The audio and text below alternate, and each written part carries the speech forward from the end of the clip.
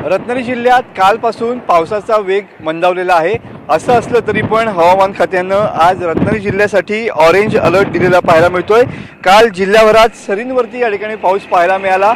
आज सकाळपासून सुद्धा पावसानं थोडीफार उसंत घेतली असली तरी पण सध्या किनारपट्टी भागात पावसाचे काळे ढग या ठिकाणी जमा झालेले पाहायला मिळत आहेत।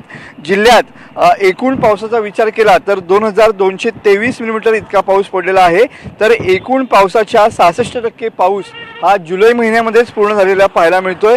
मंडणगड तालुक्यात सर्वात जास्त पाऊस झालेला आहे। मंडणगड तालुक्यात 3896 मिलीमीटर इतका पाऊस झालेला आहे। त्याखालोखाल दापोलीमध्ये 3585 मिलीमीटर इतका विक्रमी पाऊस झालेला आहे। अशाच पद्धतीनं सर्वच तालुक्यामध्ये जवळपास पावसानं 3000 मिलीमीटरची सरासरी या ठिकाणी ओलांडलेली पाहायला मिळते।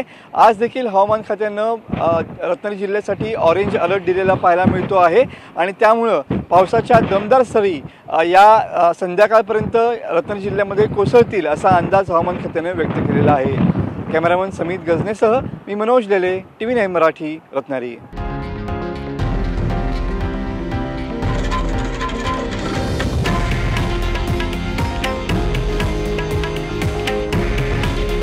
हे आहे देशातील नंबर 1 न्यूज नेटवर्क आणि आपण पाहत आहात TV9 मराठी। काळजी तुमची, हित महाराष्ट्राचं।